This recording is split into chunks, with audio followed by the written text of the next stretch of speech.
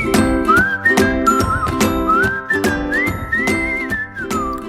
teachers, my name is Amy Redding and I am an elementary special education inclusion teacher, and today I wanted to share with you some tips about helping to build parent relationships or a relationship with a guardian or whoever cares for the child that you are going to have in your classroom. My first tip is to introduce yourself to the parent.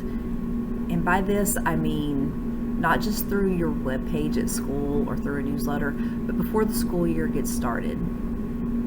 Take a little bit of time, send an email, make a phone call if you can, just a quick hello, who you are, that you're happy your child is going to be in their class, and at this time you can ask them any questions or concerns that they may have about their child, or about what they might be learning, or just some very basics, getting to know them as well as their child. And that foundation has already been laid once school started. You've already introduced yourself to the parent. They have already spoken to you, and I believe that it helps give a little bit of comfort to the parent on that first day of school when they send their child off.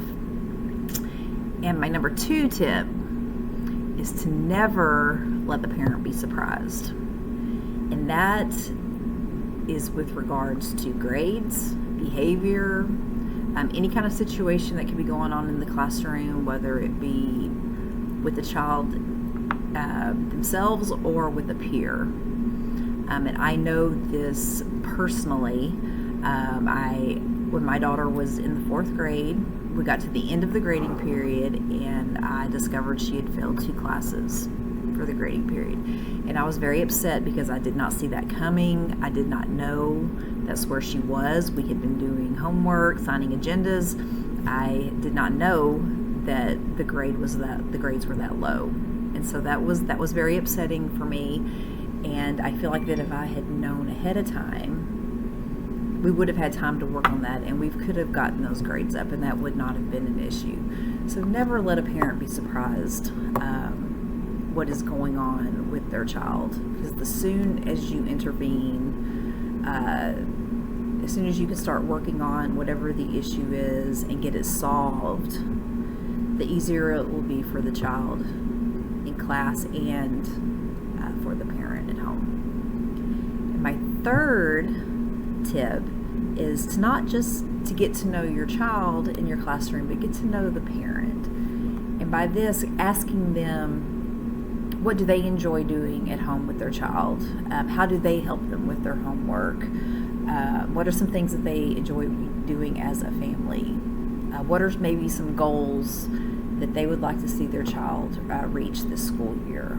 Or maybe some things that they would like to see differently. By showing some interest in the parent and how they're working with their child at home, that can really open up the lines of communication and help as far as what you're doing with their child in the classroom as well, because you can relate the two. You can bring in maybe how they're doing something at home, and that will help the child be more successful in the classroom.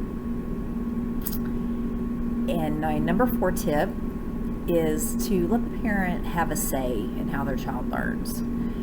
And this day and age, most teachers are doing differentiated instruction. We've got the universal design for learning, where every child has the opportunity to learn because all of these elements have been put together: auditory, visual, kinesthetic, tactile. All of these things are put in place, so all learning needs of the children in the classroom are met.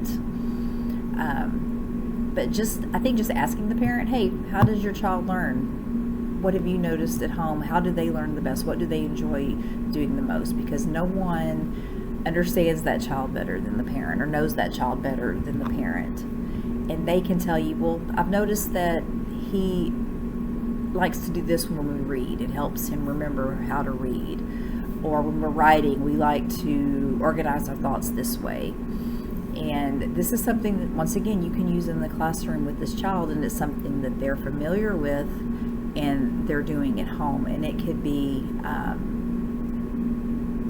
more comforting to them because they're like, hey, I know how to do this. This is what I do at home. And my fifth tip is to work together to solve problems. And by that, I mean going back to the tip earlier where never letting a parent be surprised and letting them know what's going on with your student. This can be a little bit, taking a little bit further, maybe if you have a specific issue that a child is dealing with, or a specific goal or problem that you're trying to solve in the classroom with a student. And my example that I have for that is that I do have one student with autism who has some sensory issues when it comes to food. And so when it comes time for snack every day, he either does not like what has been given to him as a snack, or it doesn't taste right to him because of it's been in his lunchbox or his backpack. And this was becoming a daily struggle with him, throwing a tantrum, getting upset, disrupting the classroom, not having a snack. And so I just called Dad and I said, hey, what can we do to prevent this from happening? And Dad said that they were dealing with the same thing at home, and we were able to work together and came up with a solution that he bring his own prepackaged box of whatever snack he wants and keep it at school. That way it's not in his backpack or his lunchbox, and it's what he wants. He's able to get it, and that solved a lot of issues that we were having with the student. So once again, I hope you have enjoyed my 5 tips for building a better relationship with a child's parent or guardian, because developing that relationship with a parent is vital for student success. And I thank you for watching, and I hope you have a great day.